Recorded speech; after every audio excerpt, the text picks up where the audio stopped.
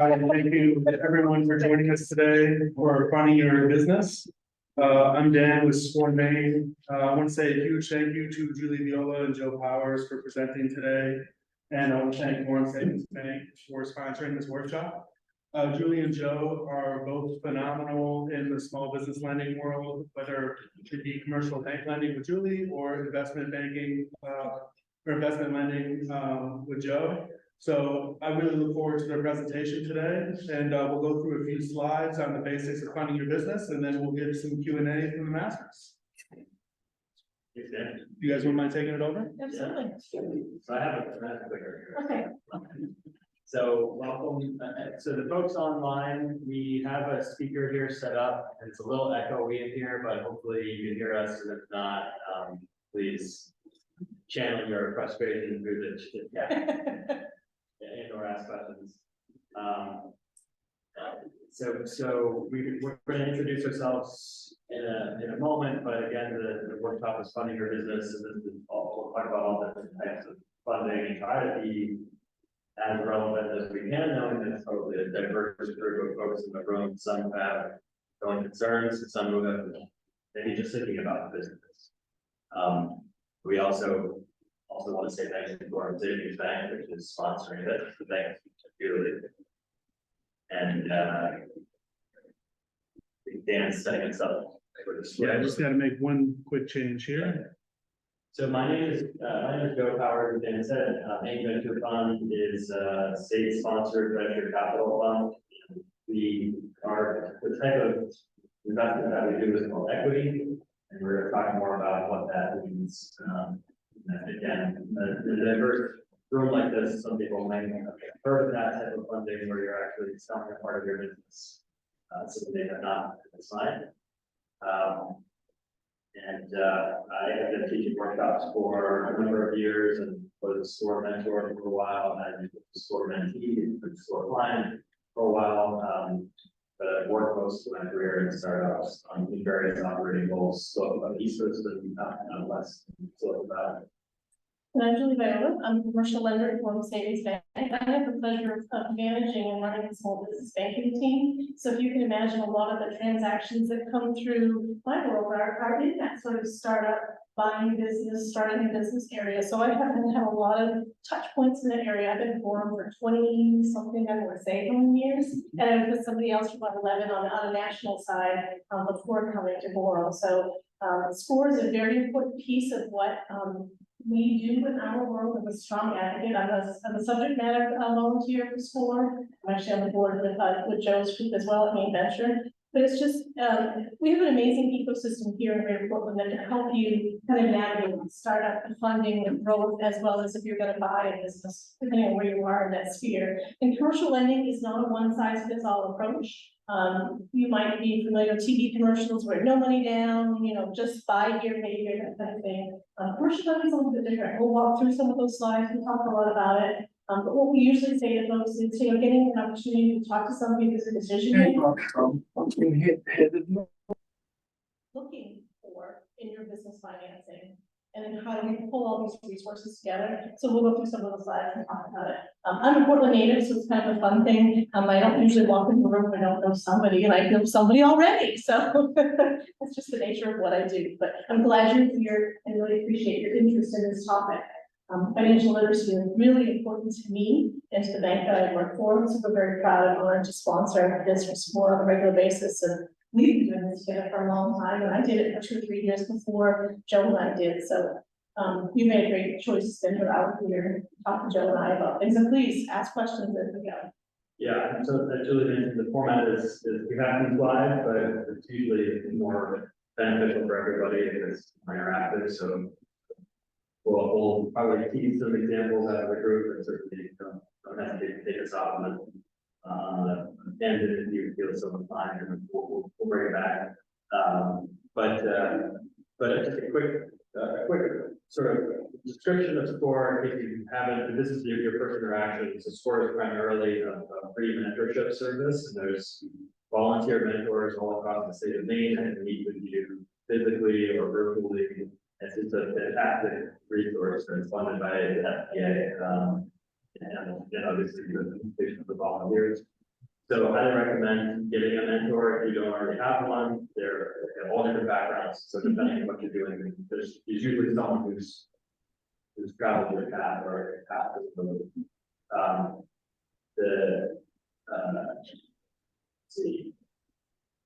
I'll start here and but oh, I think it's good to go around the room and both the room here and virtually to get a quick sense of who you all are and what you're working on. So, so this is the part where, if you don't mind, introducing yourself, your just the first name and maybe a sentence about either the business that you're working on or the idea that you have or just why you're here.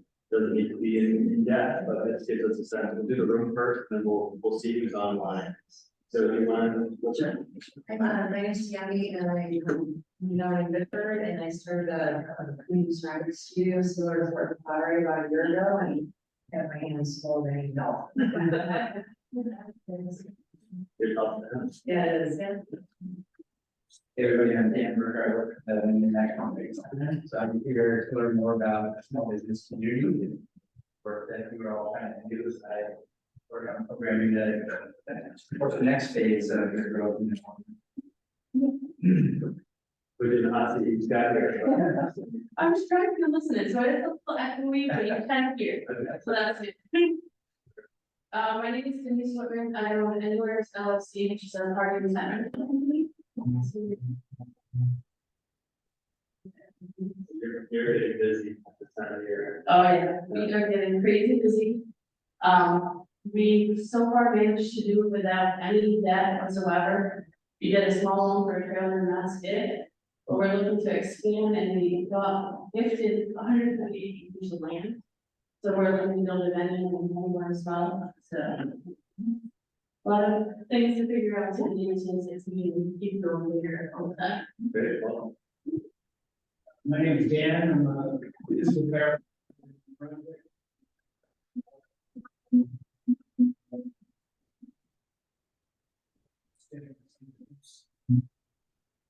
Everything by myself so far, and it's just, so I like to speed things out a little bit. I'm practicing hard, they're well received. And it's all over so far.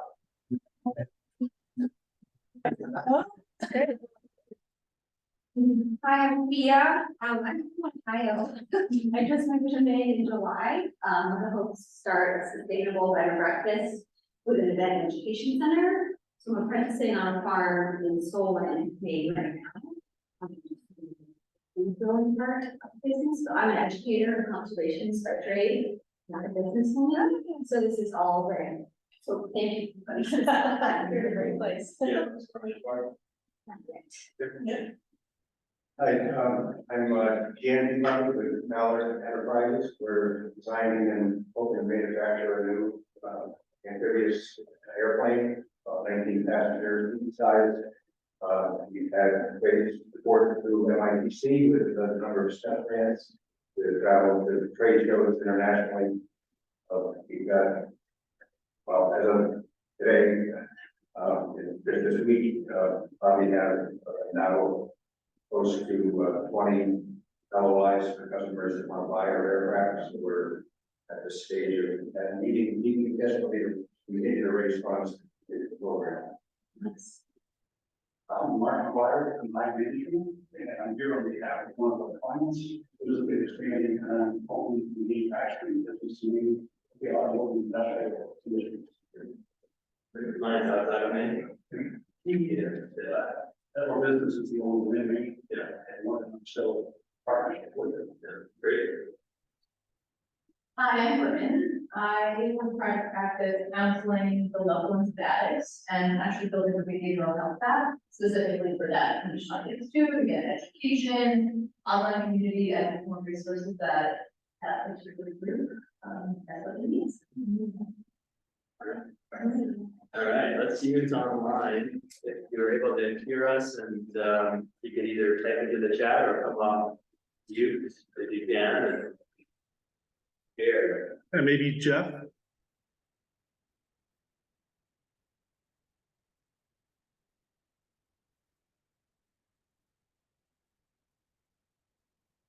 Maybe maybe Catherine, are you with us? Hi, yes. Are you able to hear me? Yeah, we can hear you. Okay. Hi, everyone. I'm actually based in Los Angeles, and I just started a business, a women's clothing line, but specifically for type 5'8". So good to be here today. Welcome. Laz, are you with us?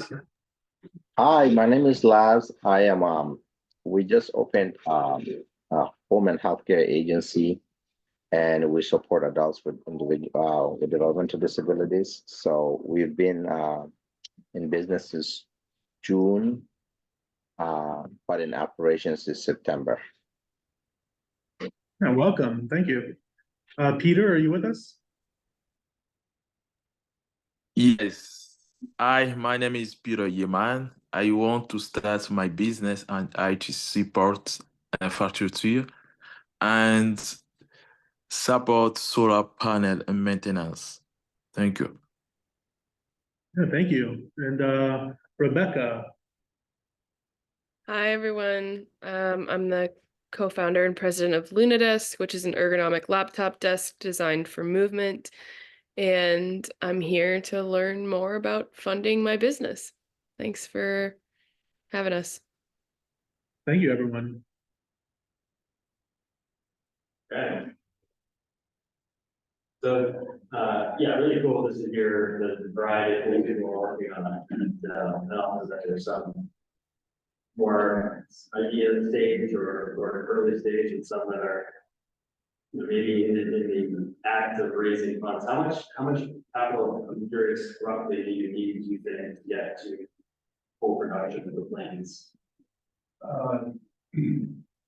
Well, full production probably is 6 years, 7 million. Yeah. So that'll come in stages as we go through the prototyping and certification process of what test airplanes. Great. Yeah, so big spectrum. Yeah. Pretty advanced, this is the continue.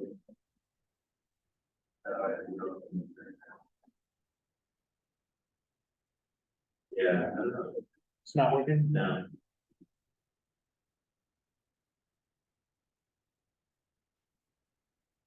I'm happy to go there. Sure, yeah.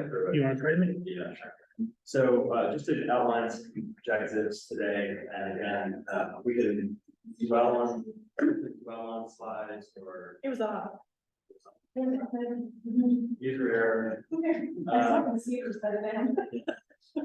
Yeah, so just to outline what we're going to talk about sort of just very high level, how to think about startup funding and your role in that driver's seat as an entrepreneur. And then a few types of funding, bootstrapping, as you may have heard the term, grants, loans, equity. And then we have a couple slides sort of the back around just different sources of funding that you could investigate post session. And signing up for a SCORE member is really easy. You just go to the SCORE website and it will match you up. So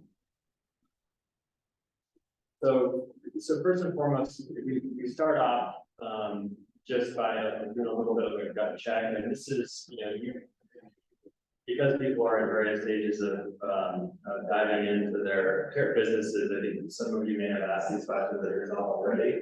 But it's always good, especially when we're coaching folks one-on-one at SCORE, when people first come in, we tend to start with just trying to help someone recognize whether what they're taking on matches their expectations. And it's not to say that we want to discourage anyone from starting a business, but there's a little bit of just aligning on, are you doing something that you're really passionate about? You have that energy, the wherewithal, and when it comes to funding. We'll talk about some of the ramifications of where you get funding, but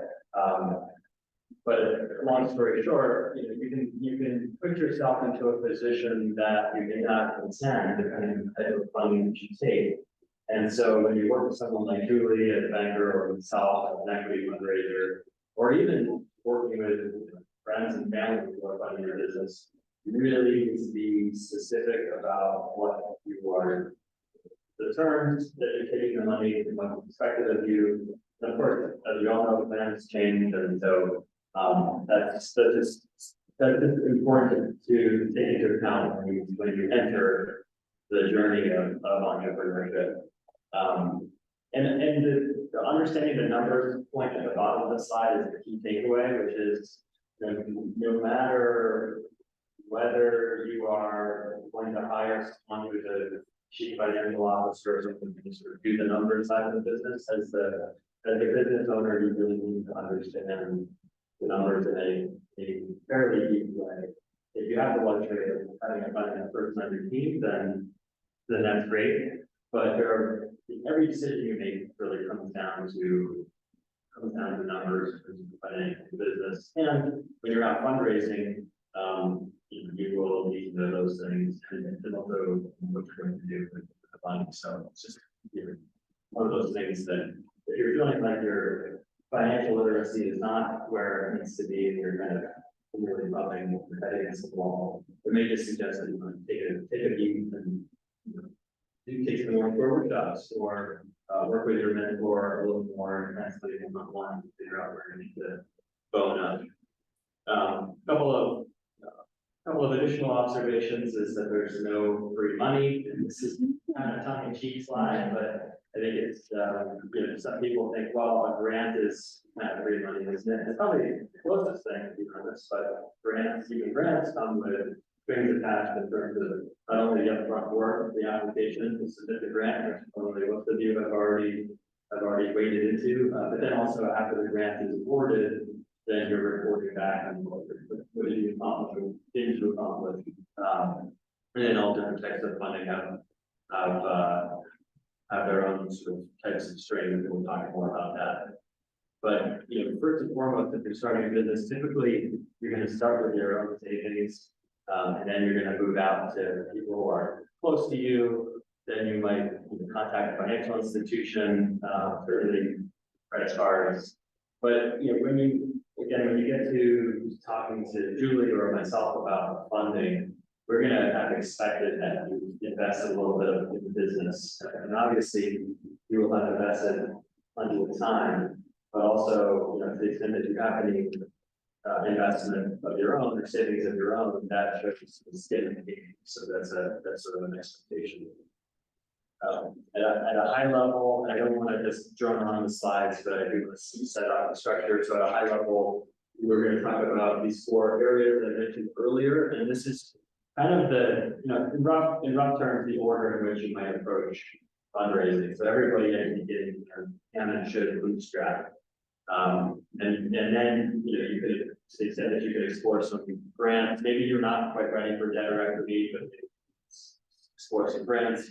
Eventually you have enough going on in the business that you can go to a bank and say, I got some customers, now it's time to expand, et cetera. So starting the journey with bootstrapping grants and eventually, bootstrapping is the definition is making as much progress as we can with as little time and money as possible. So another term that's used often in the context of bootstrapping is minimum viable product, MVP, which means what's the way in which I can essentially execute my business plan on a small scale that really does fast and cheap, and maybe doesn't quite prove all of the assumptions that I have, but it proves some core assumptions. So, for example, I use sometimes with I have a vision to create a bakery, and the bakery in the full vision is storefront and a ton of different baked goods, and in order for me to do an MVP version of that, I could still sort of test out my recipe without going out and signing waste for the property and hiring help and getting different ovens and things. So maybe I can do that as a home kitchen and I bring them to a food market and I talk to people about whether they like the flavor cookies and instead of baking.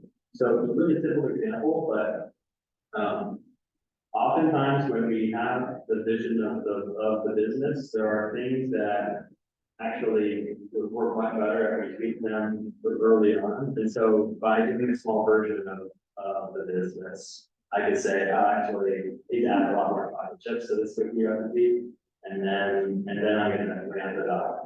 So, so it's always cheaper to find out the assumptions that you're, whether to verify the assumptions that you're making on a small scale rather than a big scale.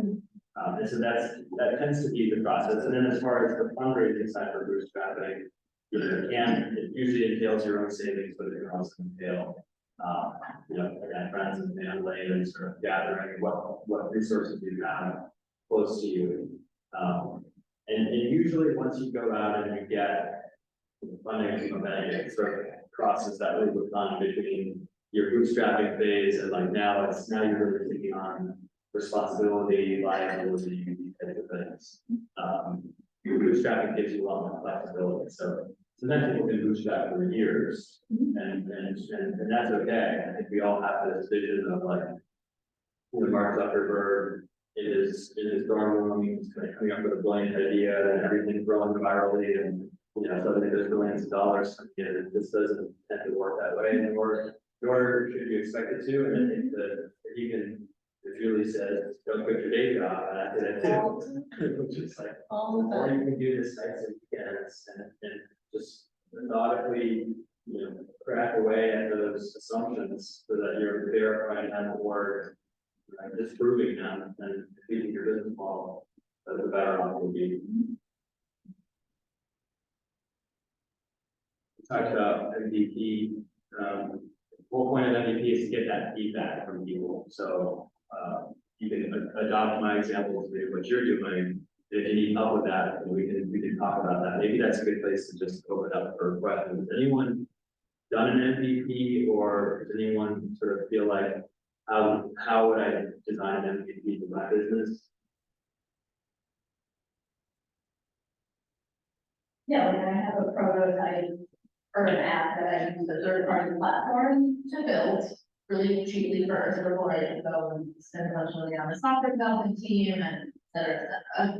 And just having that and starting to see people a novelty to try it out and get on my platform and use it, like that seems to be the direction to go in.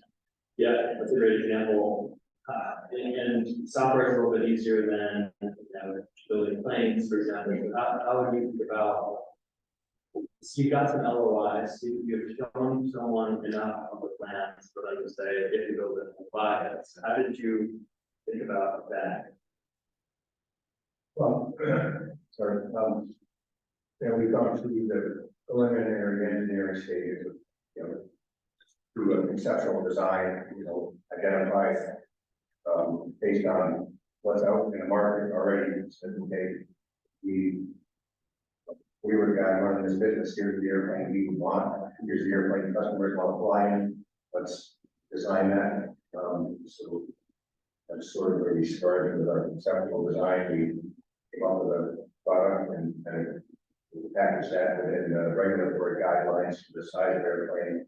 We envision, look at their financials, whether somebody were to pay this much money for the airplane and plus it's much to operate it, they actually sell it, we make money, passengers. So combining all that, we sort of don't physically have an MVP, but we kind of have a virtual one, if you will, or a conceptual one. Yeah. Say, okay, so we are able to then present that in a way of marketing materials and brochures to customers. Say that we had the ability to buy this. Would you buy it and be able to make money with it? Yeah, that's what we've done. That's great. Yeah, it's a good example. You've got renderings to show someone what the plan looks like. You got probably detailed specs on how the plan can perform. It's a short back and having a physical plane, trying to give someone the best again. And those aren't hard bad contracts, but at least directionally tell you like, okay, what if demand for this, or actually, they really didn't care about the amphibious aspect. They just wanted, some other thing, and so you meet that change. Bad example, because that's probably the core value, but you're probably getting a lot of good feedback that was still set with the feedback. And that book that we recommended at the bottom is that is kind of the process of After an MVP in book form, it's easily readable, but it's a fun one that you're struggling with how to apply this. We talked a little bit about just nights and weekends, but again, not quitting your day job, lots of different ways to do this.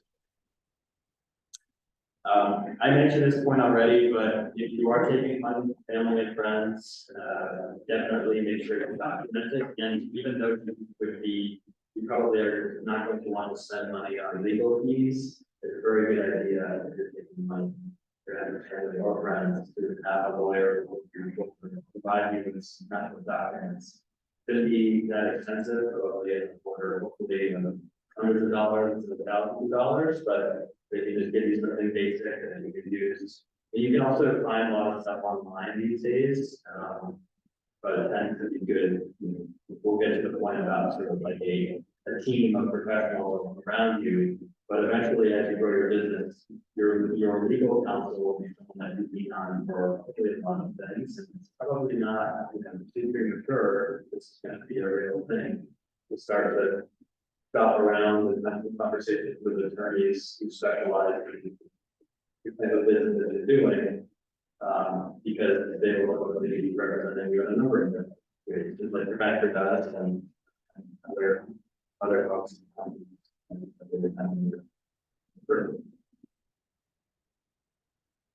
Some people have success with crowdfunding. There's lots of different sites out there these days, and they all have sort of different rules to the way that they operate, and they all have different strengths and weaknesses. So SCORE actually has a pretty good crowdfunding guide. If you're interested in crowdfunding, ask about that. And then otherwise, you can self-load and stuff out online, but it can be a really good option if you're just trying to raise $5,000. All right. I think over to Julie, I don't want to talk, but. So talk a little bit about grants real brief, because I think that's one of the things when folks come to me, they have this perception that there's free money out there, there's free money, right? I'm a women owner, I'm a veteran owner, I'm a something owner, isn't there free money for me? Yes, and usually no, but that's typically what a grant is. Grant is something that is typically not being paid. There's usually some type of specific objective. For example, here in the city of Portland, they have a job grant creation program that they've done different iterations over the years. So if you created a full-time job, you have the ability to apply to the city for say $10,000. So you employed a couple of people, you could apply for some funding for hiring people, which actually had to hire people to do it. And oftentimes in those cases, if you're gonna have a $10,000 grant, they might expect you to have a $10,000 contribution as well. So there's a grant, and then your contribution, it's matched. Usually, there's someone looking over your shoulder and there's a specific objection, like I said, objective. Maybe it's in, MTI does things for, whether it's software development or engineering development or manufacturing development, or, cities and towns do job creation. But the difference in this slide is really meant to show you the difference between grants and loans. Loans is something that's typically paid back with interest. There's usually some type of a down payment on a loan. And then, loans usually have some type of collateral. We'll talk a little bit more about loans further on, but just sort of that backdrop to show you the difference between grants and loans. And as I mentioned, grants are usually very, very competitive. The City of Portland program that they used to run, they would be $100,000, so they'd be, $10,000 grants, and you get, 50 applications. So depending on what your type of grant or trust is, it can be very competitive. So making sure that you are following the grant writing. I mean, there are people out there that make a living doing grant writing. So grants can be very, very difficult to do, can be very time consuming. Usually there's some type of foundation or government agency that sponsors it. And like I said, there's something specific supporting a mission, whether it's job creation, software engineering, jobs in Maine, whatever it is. And typically there are some kinds of string. One of the state ones that just went out through the fame, I had a customer win, and they won $240,000 in a grant application. But the money landed in their checking account last week, and they're like, okay, we don't even know how we're supposed to keep track of how we spend this. We open a savings account and just put it over here until we learn. And the good news is they just got a chunk of change. The bad news is they don't know how to spend it yet. and they know that there's reporting on a quarterly basis. So, grants can be good news and bad news, but oftentimes there is some type of expectation that they'll be looking for over your shoulder in some type of reporting. But we always mention grants because, depending on your industry, depending on the city or town where you do business, there may be those opportunities for you. But the primary one that I think most folks have the biggest questions around is where I have my day job, and it's in that debt world. And, we'll talk about a lot of different kinds of loans, a lot of different kinds of ways you can borrow. But the ones I like to always mention first, and people aren't aware of, is this one that's in the main state sources. Dan will send these slides out to you after the presentation, so you'll get it. But I think it's just super important to kind of take a quick look at some of these names and folks that are on this chart. So for example, the Finance Authority of Maine, you might be familiar with them because they do a lot of work on the education side. They help, students get loans. But they also have certain programs for job creation, job retention, and in some circumstances, Bain does some direct lending. Some of the Bain programs are done in conjunction with the bank, but we'll talk about that later. MTI, some of you who are involved in manufacturing, airplanes, you may be familiar with MTI. They are an amazing group of professionals that help in that manufacturing and technology space. CEI, which is Coastal Enterprises, they typically do small to medium-sized businesses. They have a small business women's lending center as well. They have something called the CEI Wicked Fast Loan. So if your business has been in business for a couple of years, there's a really cool program on their website that you can take a look at and potentially qualify for some financing. Community Concepts is usually for startup and existing. So when you think about the lending sphere, there's usually, traditional banking, and then there's what we call sort of sub-debt, or sort of some of those startup lenders. And Community Concepts is one that does a lot of work in that sphere. So maybe you're starting your business, maybe you have a very small need, maybe there isn't a bank in your area where you can particularly have a relationship with. Community Concepts does business throughout the state. And they have a website that you can look at. And USDA is another, just a tremendous resource. If you're in a rural area and or are doing some farming type things, sometimes they can be another direct lender and do things on the commercial side of the business that you wouldn't think possible. Traditional banking has, we're federally insured institutions, and the federal government has certain expectations for us, but certain industries that are in agriculture and others, it's a very different kind of world in terms of how you generate revenue and how you get paid. And sometimes the USDA can help fill in those gaps on that agricultural side and do lending a little bit differently. And then I always suggest to folks to check into the cities or towns where they do business.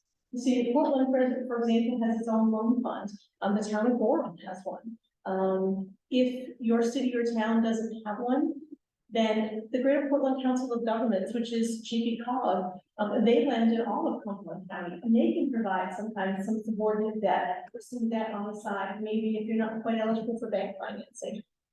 And sometimes as the banker, we reach out to these resources, have these folks do a little bit of lending, and then we bring in traditional lending to kind of pull together a whole deal. And I have a relatively large deal that landed on my desk today that needs to the purchase and sale of a business. And the seller's going to do a piece of it, and we're going to look to CEI because it's a women's owned business to do a little bit. We're all going to wrap our arms around this business to kind of pull together a financing package to help this business owner retire and sell their business back to a couple of key employees. So sometimes we have to get a little bit creative to pull together a bunch of different things, but these are just important resources to keep in the back of your mind because bank financing isn't for every business.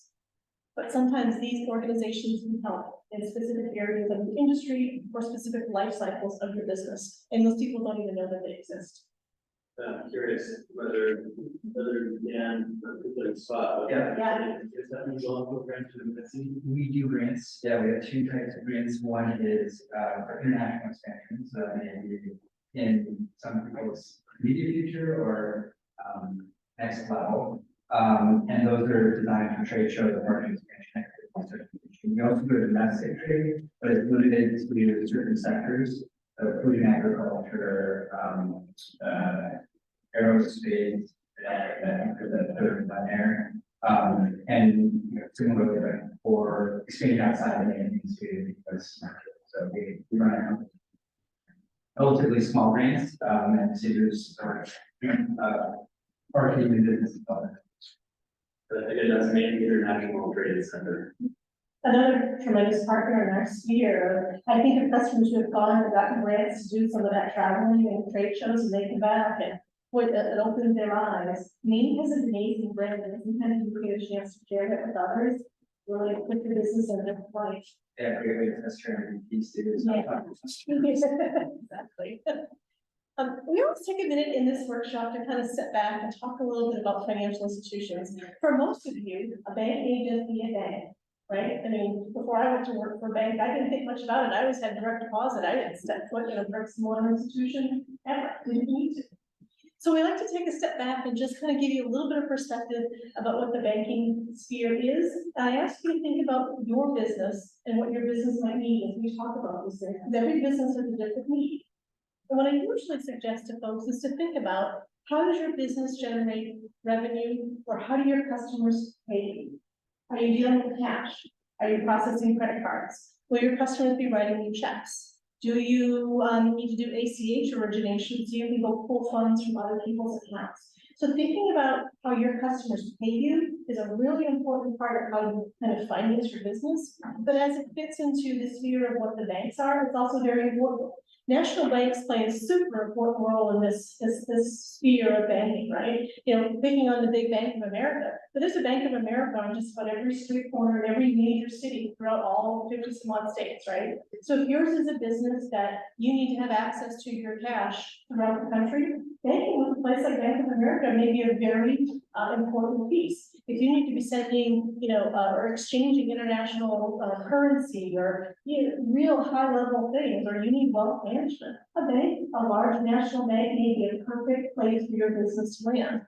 However, in some places, if your business is more regional, or if it's more community-based, then some of these other institutions are going to be a better fit for your business. Banks like, Bangor and Gorham and Camden, we can do almost anything that the big banks can do. However, if you're dealing with a local bank, you're gonna find somebody that you can walk into and have a conversation with. As a commercial lender, I have loan authority. So if you're coming to me in my bank, you're talking to a decision maker.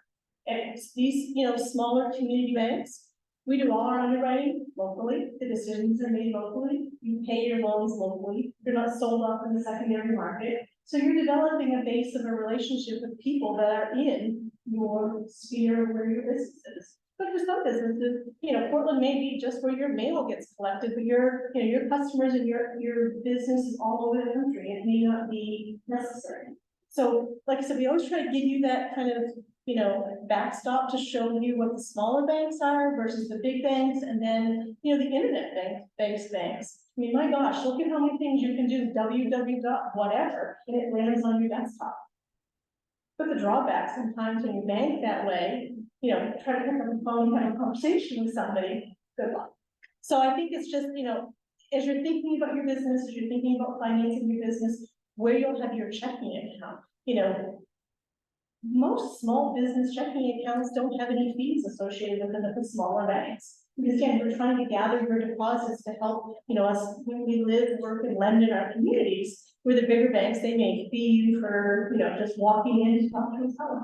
So really thinking about what your business needs, how you interact with your business cash, helps make, some decisions about where you do your banking. As Joe mentioned, when I talk with folks all the time, it's a very important sphere you'll put together. Your CPA, who's your accountant, your bookkeeper, your attorney, your commercial insurance agent, who's providing insurance to your business, and your banker. I mean, sometimes we get together on a call with you and we talk about all the things together. Sometimes, I can't say how many times I find those things from customers and we're calling their insurance company to get an updated insurance binder, and the insurance agent doesn't even realize they're buying a building. Well, that's a problem. So, having these spheres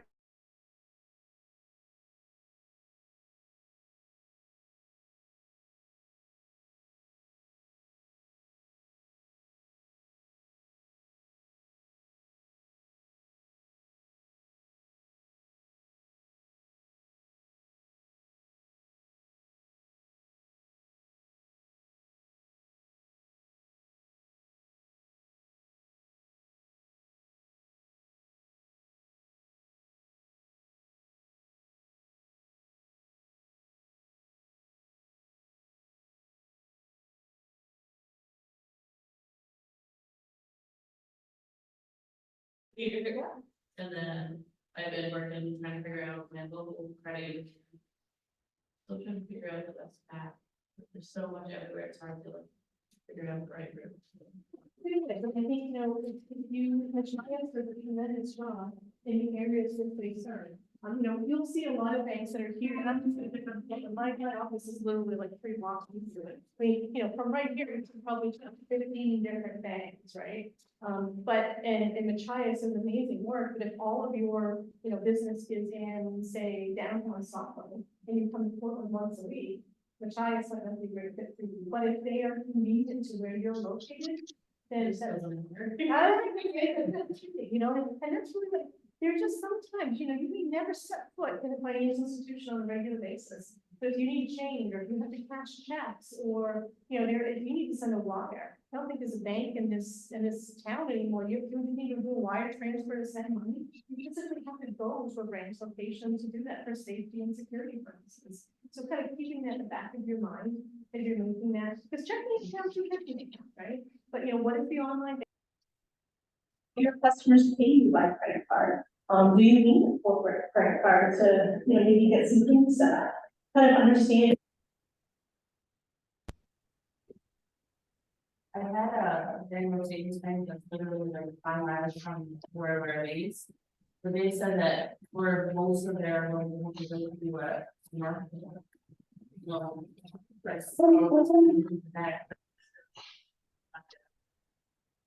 Actually, Cody, and that's a really great question. So, you know, most banking centers that you'll see on the street corner, that's where the retail bank presence. That's where you go to your deposits, your cash checks. You know, you go interact with your money, so to speak.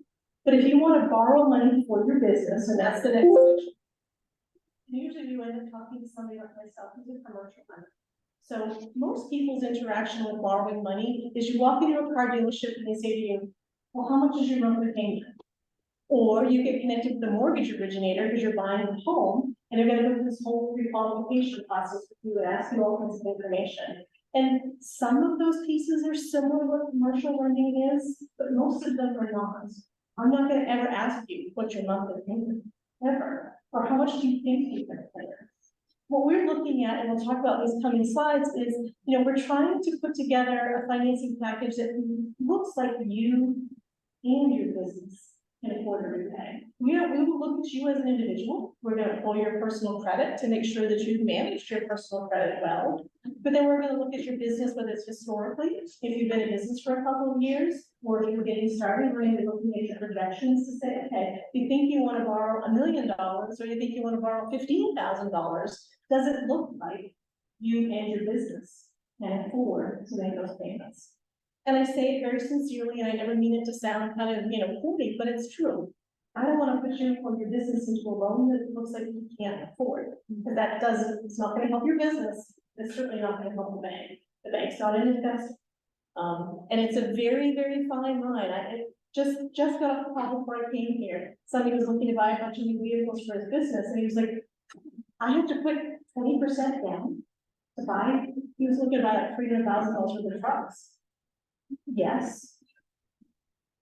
I have to have money. What money? There's just like, oh man, you need to put the street to the smart class. And let's talk about, you know, maybe in the television and advertising world, or buying furniture, 100% financing might be a great idea. But for your business, that's not a very good idea. And your CPA will help you understand that as well. But, oh, okay, so look at this, we're ready to choose your banking partner well. And, you know, it's important. Don't look to borrow money when you need money. If you need money tomorrow, the commercial lending process doesn't work that fast. You can walk into a car dealership today and walk out this afternoon with a new car, but commercial financing does not work that way. So developing a relationship, talking to a banker, understand what it is that you're looking for. One of the terms we talk about often are sources and uses. You know, you think you need to borrow $150,000, really? Well, what will you be spending that $150,000 on? Working with the SCORE mentor to develop your plans, your projections, and that detailed sources and uses is such an important exercise. You know, you might think that it will cost, I don't know, how much does it cost to build an airplane? Is it $700,000?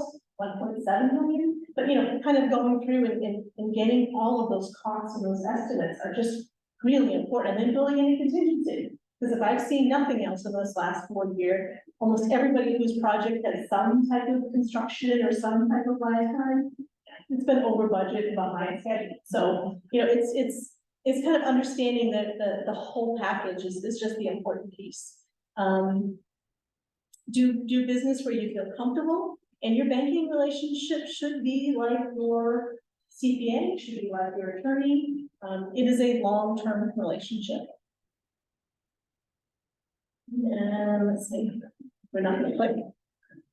Yeah, it's on, but we're not clicking. No. So I'm gonna go to the next slide. That's not working for you. Yeah, no. All right. So let's talk a little bit about the nuts and bolts of a business. I'm curious, has anybody applied for a loan for the business? Have they talked to them for the business? Yeah, did you work at a local bank or do something like that? They were awesome. But yeah, I had to do all that stuff, but I didn't tell all I had to bring into it. I guess what they told me was loans under $50,000, you have to do personal financial statement and then have the projections. So I did work with a sport mentor and an SPs. Was able to secure a small license. And it is an exercise because, like I said, a bank isn't an investor. Banks are federally insured. The federal government expects us to be safe and sound in our lending. But we have lots of tools in our toolbox, whether it's the SBA or the Finance Authority of Maine that helps us mitigate risk. But these basics here are things that you need to be comfortable with preparing, comfortable putting together. And if you're not, then SCORE, SBDC, CEI, there are some amazing resources that can help you navigate it. But a business plan with complete financial projections. Your business plan doesn't have to be a 75-page justification, but it should tell the who, what, when, where, and why. If you're coming to somebody to borrow money, why?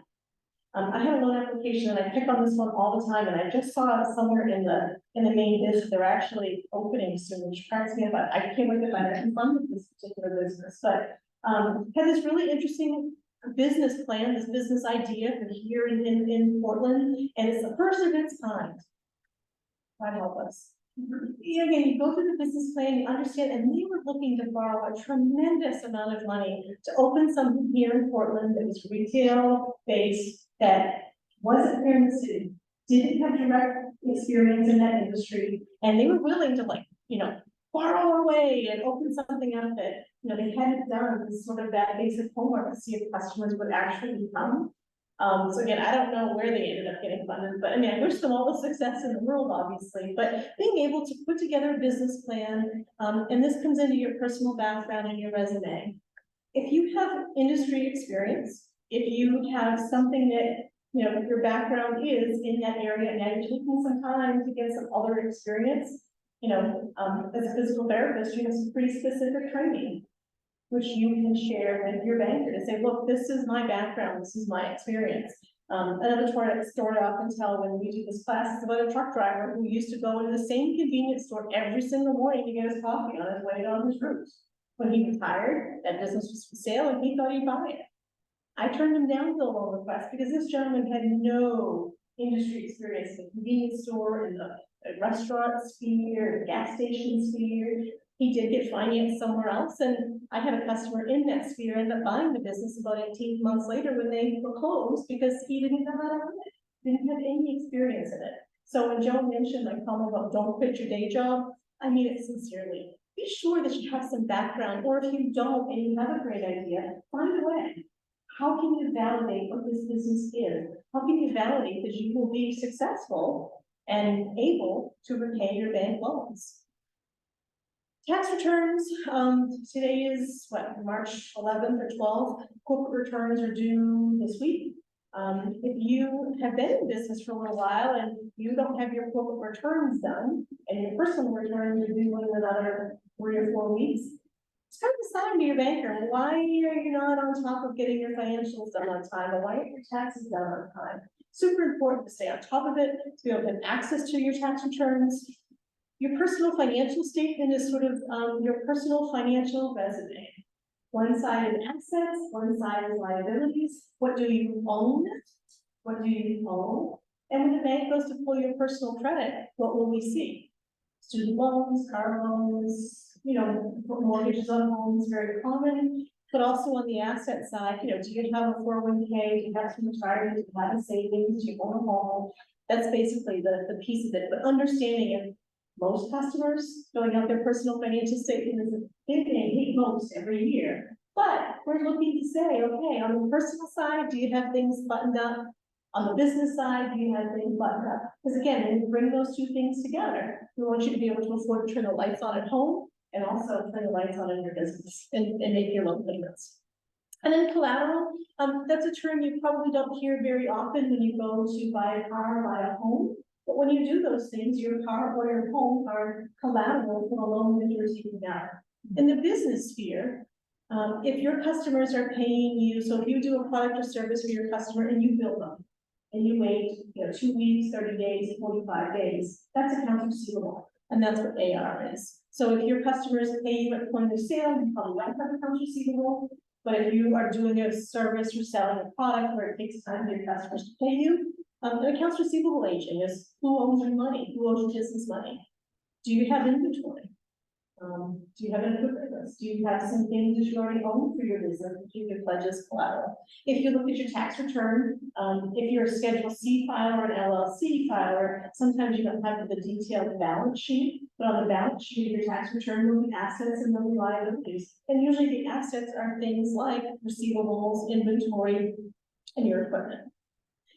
The other piece to keep in mind, and if you're filing an LLC or you're doing an S corporation, I mean, yes, there are online resources that can do them for you, but my gosh, there are so many local attorneys that can do this for you, and it's not expensive. SCORE has resources that can help you as well. Having someone who can help you with your entity documents, just because you file for a corporation does not give you everything that you need to borrow money. You need bylaws, you need partnership agreements, documents behind the scenes, and it's all part of a package to kind of get it all buttoned up. An entity, an LLC or an S corp can't act on its own behalf. So you have to have this documentation behind the scenes. So if you want to borrow at your LLC, there's certain documentation that the bank has to have or you have to execute so that your business can borrow money. And the detailed sources and uses table, I mentioned it earlier, and this is really the nauseam of a bank loan, but it goes into your business plan to be able to accurately account for your lender. This is how much I need to borrow, and this is what I intend to spend it on, or this is what it's going to do for my business. Super important thing. Questions on any of that? There's a lot of detail.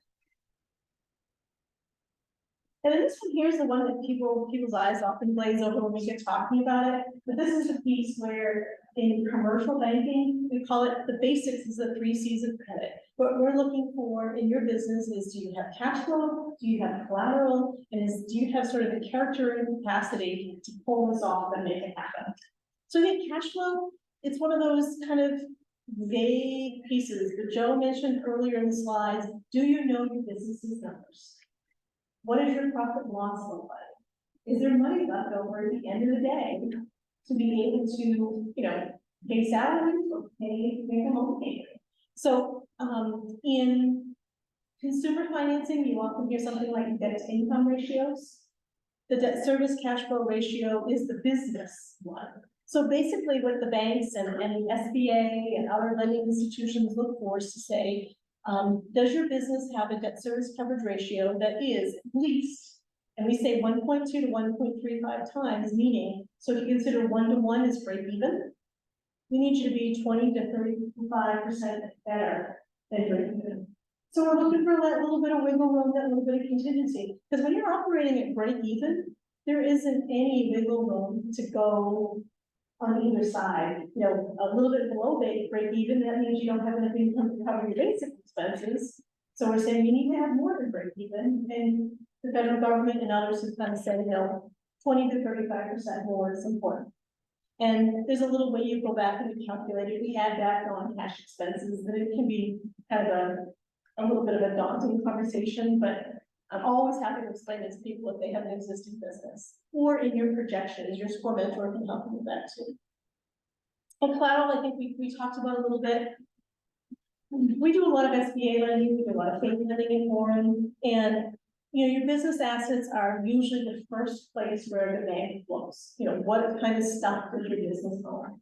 But if there's what's called a collateral shortfall, the SBA expects the bank, as well as the federal government, to say, do you have any additional collateral? And for most people, the primary additional collateral that they have is usually their home, some equity in their home. Or, you know, maybe they have some savings, or maybe they have some investments that they could pledge. So people who come into small business banking, and small business banking in Maine is basically anything less than $10 million, expect to provide your personal guarantee, which means if your business isn't able to honor its obligations, that you will help make the bank whole. But also, if your business doesn't have enough assets to cover the lending, if the banker is going to ask potentially for some personal assets, and like I said, in many cases, it's a junior mortgage on your home to kind of help mitigate that risk. So, you know, as I said earlier, the bank's not an investor. The bank expects to get paid back on a regular basis, monthly payments of principal and interest. But it also needs to be structured correctly so that it meets the safety and soundness test. And then character and capacity, I think I gave a few examples of that already, but the one piece that I always mention in this class is make sure you've pulled your own personal credit. Make sure you know what your personal credit score is. If your personal credit score is less than perfect, there are so many places that you can go to work on to get help with that. But do that in advance of coming to any financial institution to apply for credit. And there are some financial places, whether it's online or otherwise, if the loan is less than 25 or 50,000, they might just do what's called a credit score. They'll look to see what your credit score is and make their decision. So if your credit score is not acceptable, that's something you really want to work on before you take your next step to make a bank application. Any questions? I've like thrown a lot of banker lingo at everybody, but stop me if you have questions. Do you have any questions online?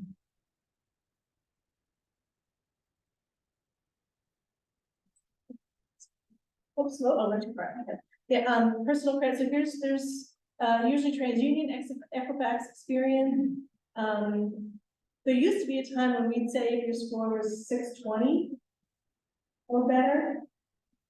Post-COVID, it's been closer to 700. Not to say that if you're in the 600s, you wouldn't get financing. But post-COVID world, it's if you can think about the stresses that have just been in the overall economy, it kind of has translated to that. But you can go to annualcreditreport.com if you don't use something through one of your own credit cards to get a copy of your credit report. Super important. SBA. Like I said, Forum does a tremendous amount of SBA lending, as do most of the community banks in this area. The SBA does not lend money directly to people. You come to a bank to get SBA lending.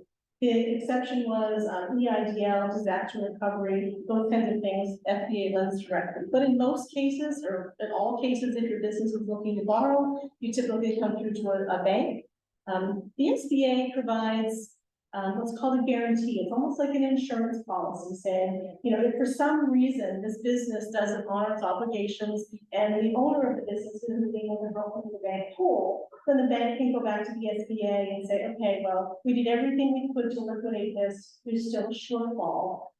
Then the SBA, if all things remain equal, helps make the bank whole. But it's after your business assets have been liquidated, it's after you work through your personal obligations. But in most cases, the hardest part for banks to understand or to guesstimate, particularly with a startup, is you have a business plan, you have projections. And just because you have a plan and just because you have projections, how will you actually hit those goals? So using an SBA guarantee is a program that the federal government has funded to be able to help banks get funding to businesses without, sort of the scrutiny of the federal government saying, hey, you made a loan and, the ability for repayment based on projections. That's not safe and sound. So the SBA is a tremendous partner to us. If you are purchasing real estate or equipment for your business, there's times when you may be able to get in for as little as 10% down. And then, but it really depends. I'm always very cautious when we talk about SBA lending. What I usually say to people is you should expect to have at least 20 to 25% down for your total project costs. And then if it makes sense, and if you qualify, and qualifying is all kinds of different things you have to go through. I think yes, people is about this big. So, we can keep it kind of high in these classes, but there are some places where you might be able to get in for as little as 10% down. But the one thing that I do always mention to folks is the SBA lender match. You can go to the SBA website, you can go on and fill out all the sort of criteria and all the things you're thinking about, and it pushes the information out to SBA lenders who are looking to talk to customers that are looking for SBA loans. So you will get connected directly to, sometimes you get responses from all the national lenders, so then you might get a couple phone calls from the local folks like us. But it's a good way to go out and kind of test and see if there's somebody interested in providing financing based on what I know today. It's a great tool. And this is an important slide just to keep in the back of your mind. Again, banks are financial institutions. I think I've said this 100 times already today. We're federally insured, right? There are just some things that banks cannot and will not fund. If you are doing a startup, you don't have any previous experience in that industry, and you have absolutely no collateral, and you're going to say, I need to borrow a whole bunch of money. Good luck. But keeping it real, keeping it honest, having some of that experience or the MVP, something to show, yes, I have a plan, but I also have some experience or some knowledge or some tools or something to make that happen. If your cash flow isn't sufficient to service your debt, meaning, if your business is struggling, putting a loan with loan payments into that struggling business probably doesn't make good sense. You might perceive, well, if I got this whole pile of money and then I have money in a checking account, well, when you take out a loan, now you've got monthly payments of principal interest. So, trying to navigate and manage, here's a business, here's what the financials look like, and putting debt or a loan onto that business, sometimes it's not a good idea. So that's what we talk about is insufficient cash flow to service the debt. If you're expanding without a plan, the SBA just changed their SOPs in August of this year. We actually can do some more, like, so say for example, you have two partners in a business and one wants to buy the other out. SBA didn't allow that up until August. So there's a little bit of flexibility, but typically if you just want to cash out of your business, that's not something that you are going to get bank financing for. You're better off selling your business. And there is a caveat on every commercial loan that you will sign somewhere in the fine print that says this money is for business purposes. It's not to go to the Grand Cayman, it's not to send your kids to college, it is to finance your business. You're applying for a business loan. But you'd be surprised at things that I have seen come across my desk in 30 years of lending. So I put it out there, but it's important. And then again, if your business has continuing ongoing losses, borrowing money and putting debt into that type of situation, it doesn't make sense. Now, some of the things you might see, say in the venture capital world, or some of the things that Joe will talk about, that might be different because in some businesses, the capital requirement to get started is different. There's a longer road, but traditional sort of small business banking, you want to be able to generate a business that has, net income, it has a bunch of, revenue at the top, a bunch of expenses to the middle, and there's net income, there's profitability at the bottom, so that you can then borrow a little bit of money and also repay it. And sometimes when there's ongoing losses, it speaks more to, maybe financial mismanagement or, what shows up on the first page of your tax return sometimes is a little bit different than actually what's in your checkbook. But understanding those differences is just super important. That was a lot of information. And I talked really fast. Questions, concerns? Right. Well, so following on that, if a lot of times, as Julie alluded to, you're starting a company, you don't yet have cash flow, right? You may not have the collateral that you need. So in some of these cases, lenders will turn to equity as an equity investor are investors. Those a number of times banks aren't investors, it's true. But if you're looking for someone who's able to take more risk, investor may be able to do that, and there's lots of different types of equity investors, but by and large, this is also, this also comes with responsibility as an entrepreneur. So for us, so I will talk about Main Venture Fund, the organization that I work with. We are in the vertical of venture capital. There's also angel investment and private equity and other different types of equity. But by and large, the idea with equity is we are not asking for collateral. We're not asking for monthly payments that go up with interest. So in that sense, you might be thinking about a trade. But the trade-off is that the equity investors are buying part ownership in the business. And so that means that you're really partnering with an equity investor in more of a deep way.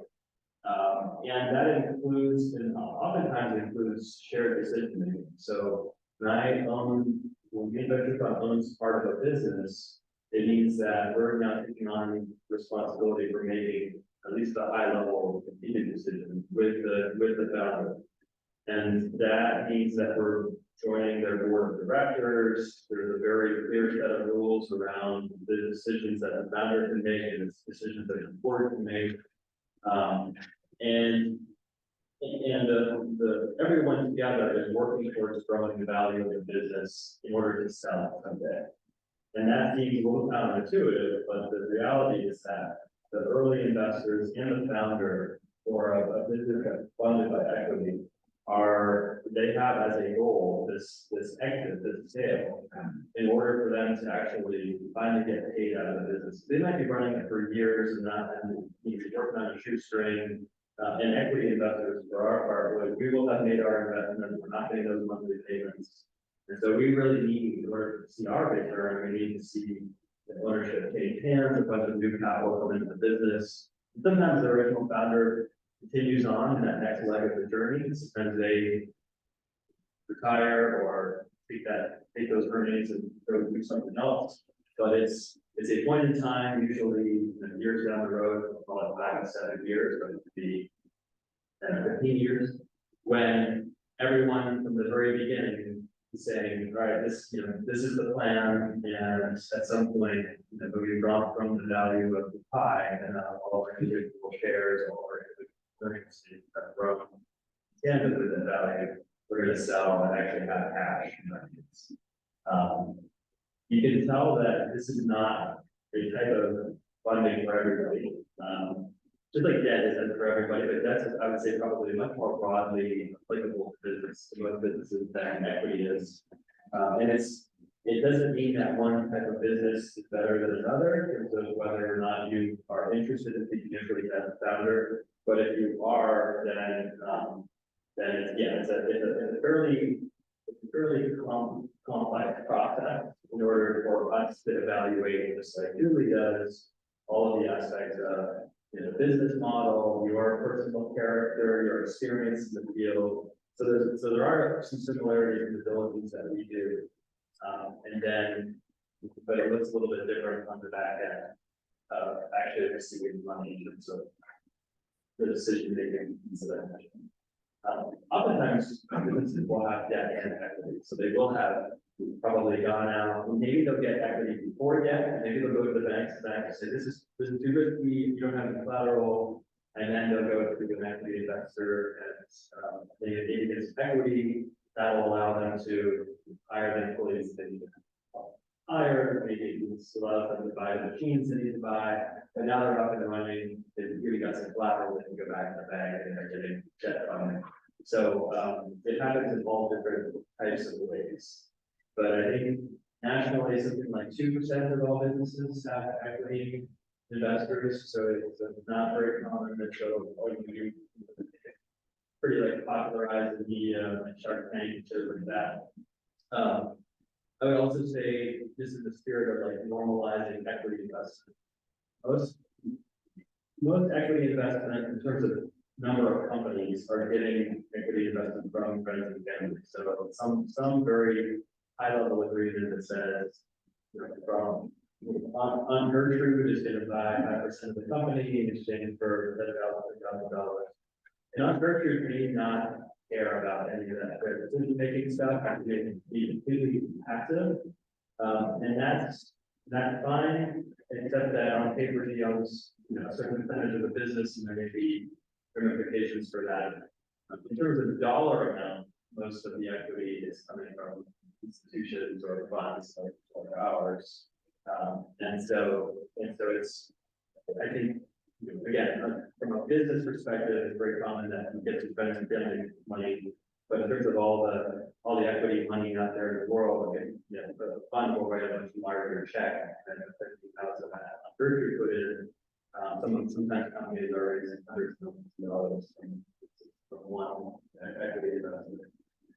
And there are equity investors, believe it or not, who would say, unless I can write a check more than $100 million, I can't even look at this project. It's a waste of time. And that's such a big fund. These are like sovereign funds that really need to make big bets. They're going to spend 6 months to people doing the diligence. So it's interesting, kind of mind-boggling, the different types of investors that are out there.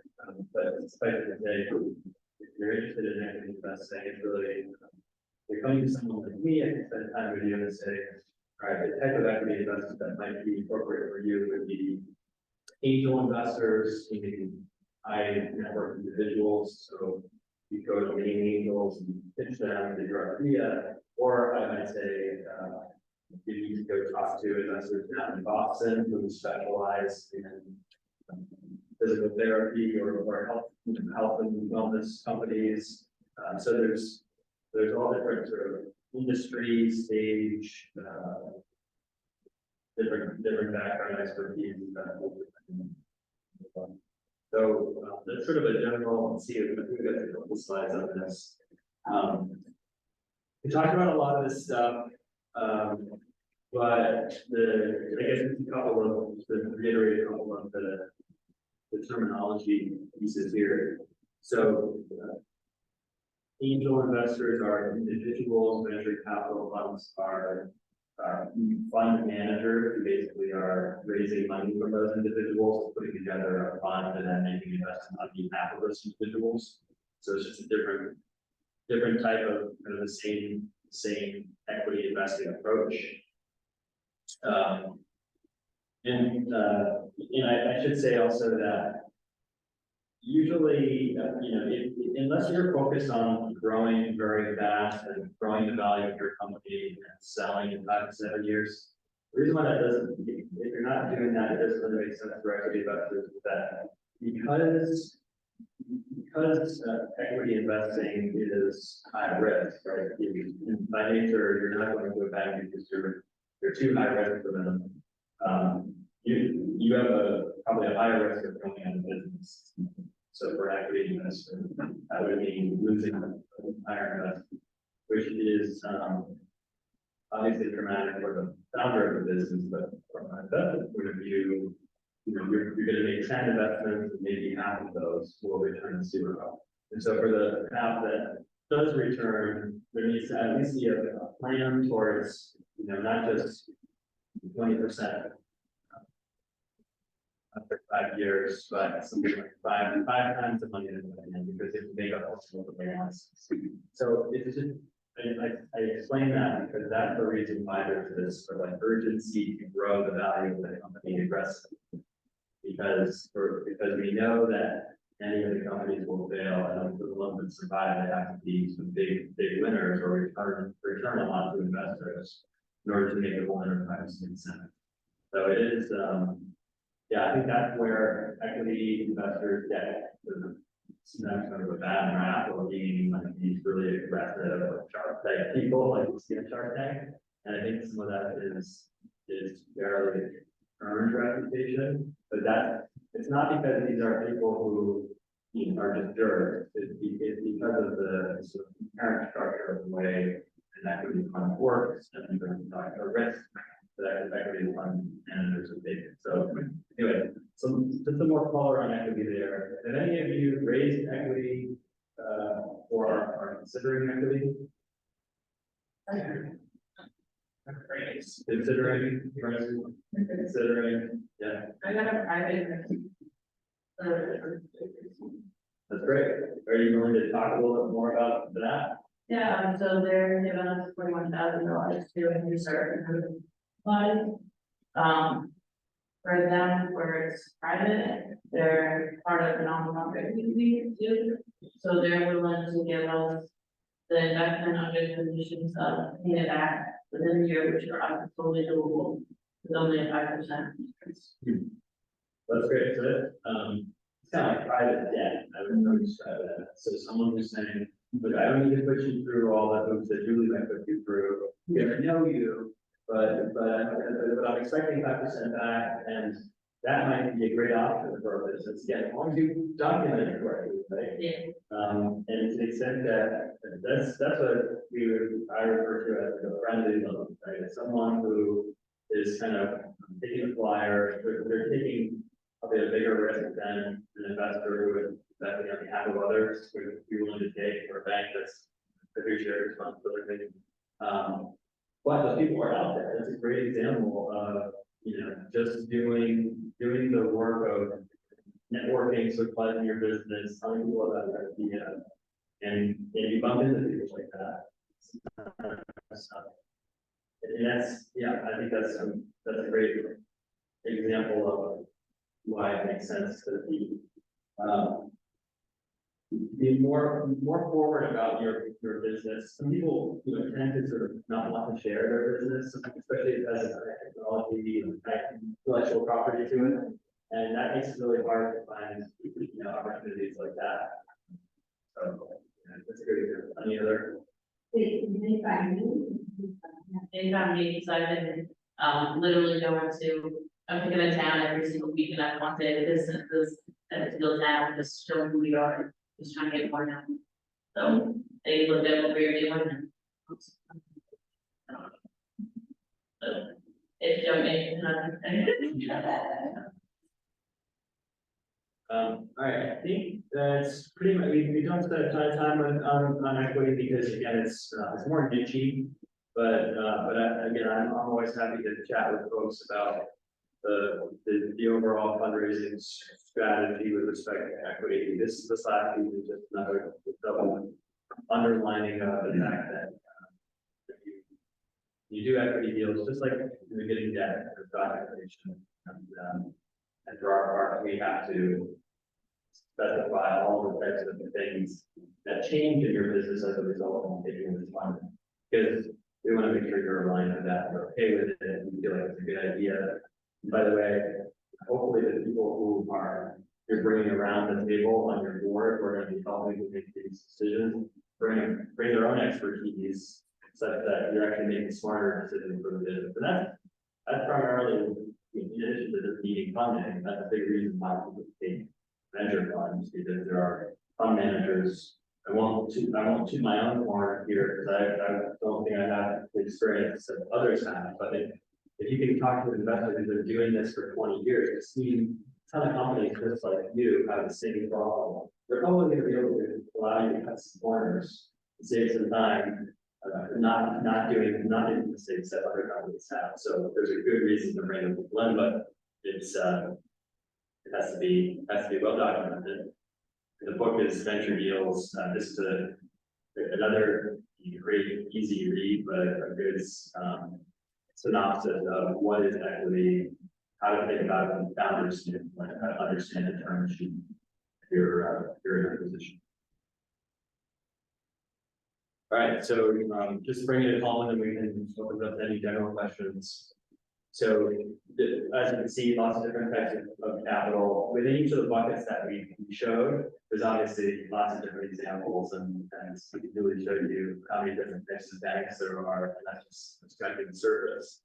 So those are those sort of bootstrapping grants, debt, and equity are the buckets, but lots of ways to explore within those. And oftentimes it just takes, sometimes it's like the hardest thing is where do I start? And I think the best thing is going to work on this, emailing or calling someone like Julie, going to sit down and saying, here's where I'm at, and what do you recommend? And a lot of our job is redirecting people to the right resource, and that's how it works, and that's how good And no two businesses are the same. And the financing solutions aren't often the same as well. And there's some businesses that you can think about that might be seasonal. You know, you have a lot of, you know, here on the waterfront is a great example. They have lots of customers from, say, you know, June to October, but they don't necessarily the rest of the time, they still have expenses. You may have seasonality in it. So sometimes a business like that might need what's called a business working capital line of credit. You get tons of cash during your busy season. The line of credit might make sense for you during your off season, so that you can sort of, you know, can still get everything funded and keep, you know, keep cash in your account and keep things moving. Where, you know, if you're, I mean, if you say how many times people say, oh, I need a line of credit. Oh, what is it you're looking to do? I need to buy some equipment. Okay, if you're gonna buy a piece of equipment or a truck or vehicles for your business, typically you almost call it a term loan. You're gonna buy something that has a useful life, 3, 5, 7, maybe 10 years. And you're gonna finance it for that useful life. I mean, I don't know what useful life on an airplane is today, but you know, same thing, you know, you're not gonna use a line of credit with a variable interest rate that expects you to clear to zero every, you know, for 30 days during the 12-month period. But you wanna make monthly payments at principal and interest, because this is a loan that's gonna carry you through, or sometimes for startup. And again, there may be some costs that are working capital type costs, maybe there's marketing, maybe there's payroll, but you also need some stuff to do, or I might need to build some inventory. So really kind of digging in to understand what is it that you need to spend the money on, and then putting you into financing products that make sense for your business, and also hopefully matches your cash flow cycle, so that you can, you know, maximize what's coming into your checking account, what's going out of your checking account, and then how you kind of make those payments in between. I mean, there's nothing worse than, you know, a business, you have to clear payroll every other week to your employees, but you know, you have 3 or 4 months a year when there really isn't any revenue coming in because you're off season. Or in like, you know, businesses need outside cash to grow. There are some businesses that you may be generating revenue, but because your customers take 30, 45, or 60 days to pay you, that's another type of financing vehicle that we look at in a line of credit. So really understanding where your cash is coming from, where it's coming in, and how it's going out. And then if there's an opportunity to match sort of the financing term with that, again, very different paradigm than going to get a grant or going to get outside venture capital, but those cash flows are just so important to understand. Yeah. I think one of the things that I've noticed today, is, especially in modern day society, you know, it's very easy for people to think that they can just get everything they need online in like 4 or 5 minutes. And both of you kind of impressed how important the relationship aspect is when dealing with funding. And you know, using, Joe mentioned networking. You know, when you already have the opportunity to talk about your business and what your business is doing, and asking another business owner, gee, how did you find your business? How did you grow? How did you? Those can be just very powerful conversations. Your SCORE mentor can help you with, you know, plans and projections and modeling. But asking others, you've been successful, or what were those challenges and opportunities?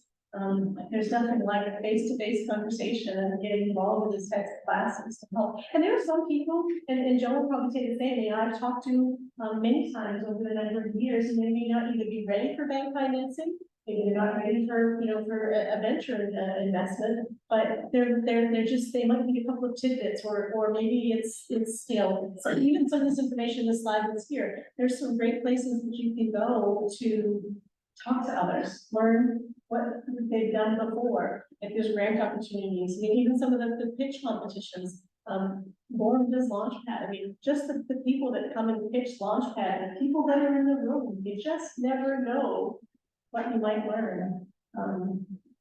But owning and managing and running and growing and launching a business is usually a very personal experience. And I always encourage folks to talk to other people to help navigate those.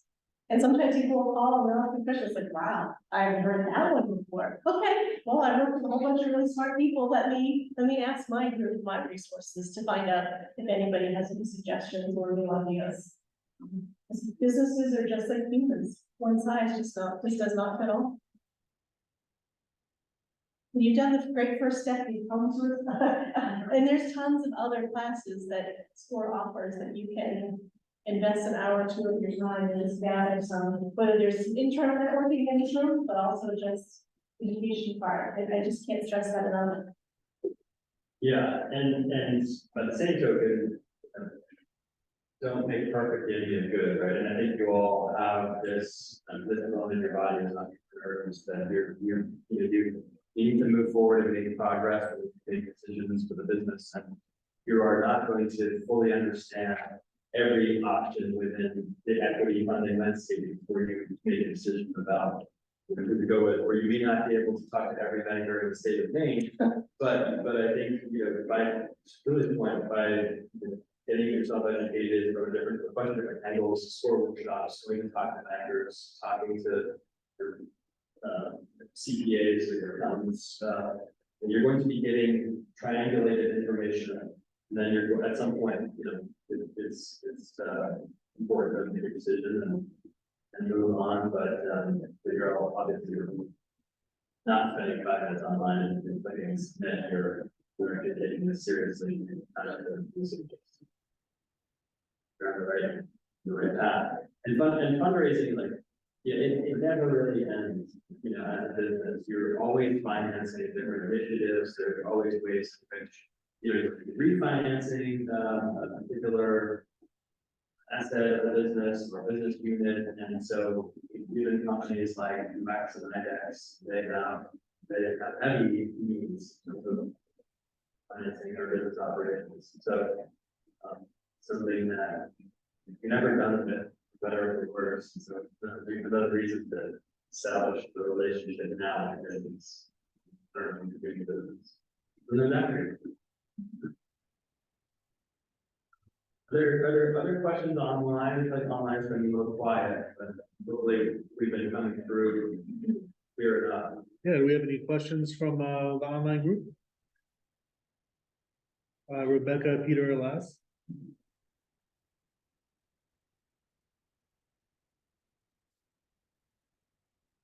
Questions in the room? Anything else that you're dealing with in your business that you want to therapy around?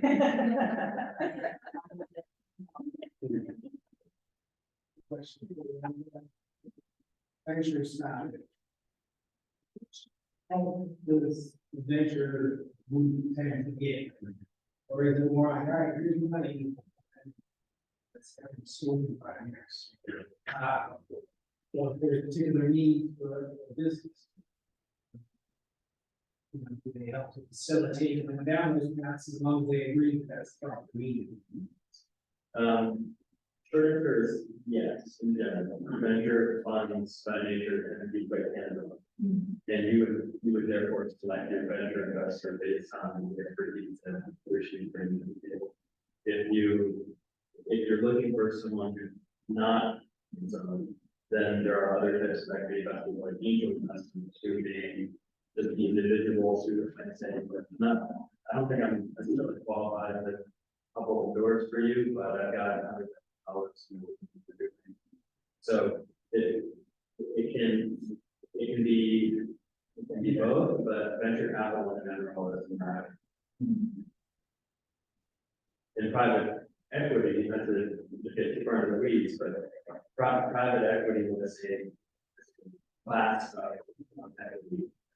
Is the difference between venture capital and private equity is that private equity buyers are buying the majority stake in the business. So they're actually coming in, and oftentimes they're saying, okay, now I'm pulling all the shots, and you may or may not sit around as a management team. Sometimes they swap out the whole management team, and as a venture investor, we're buying a minority stake.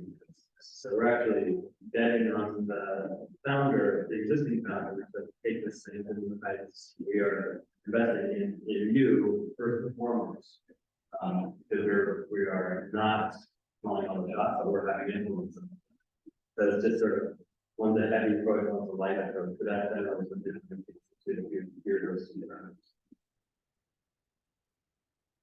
Yeah.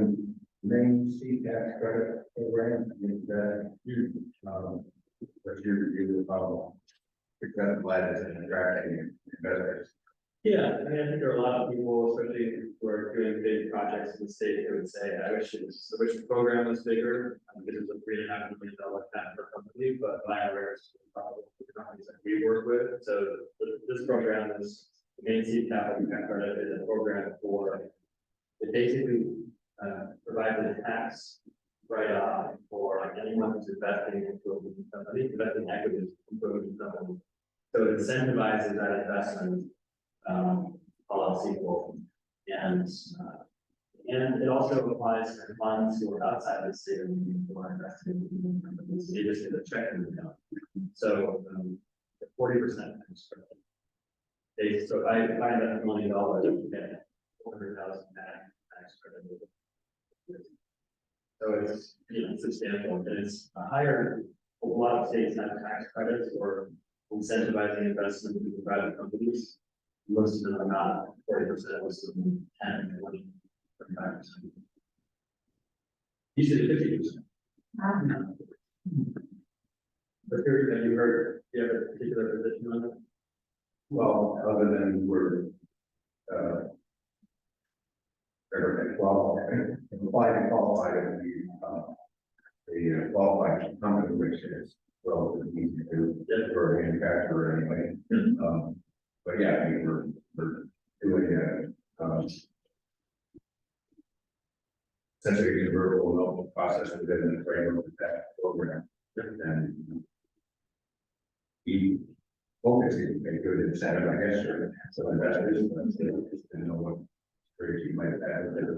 Yeah, no, it's usually a very good use case for it, and I think your investors most likely did take advantage of it. So one of those things that it's always hard to promise that because it's not really fully in your control, but if you get approved for it, you can pretty quickly say you're qualified to get this. But again, you know, ultimately we raise $70 million. Most of that will probably be debt, but if 10 or 15 is an equity, you got out. You're gonna find other ways to control people.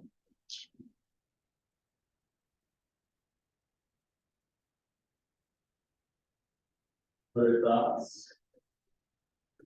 Right, I think we typically have till 2, but it's already almost 20 out. It's already the whole different. You're all busy working on your endeavors. So thank you for showing up and reading the questions and the conversation.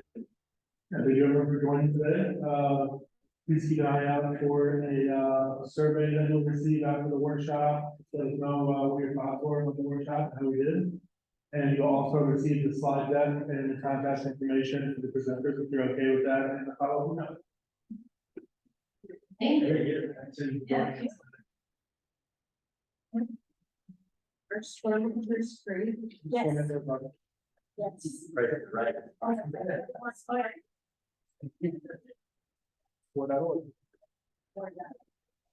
And they're statewide, so depending on where you are. Yeah.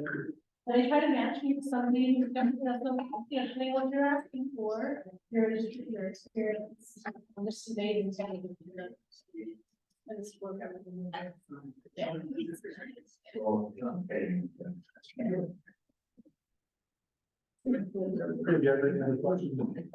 Thank you. Yeah.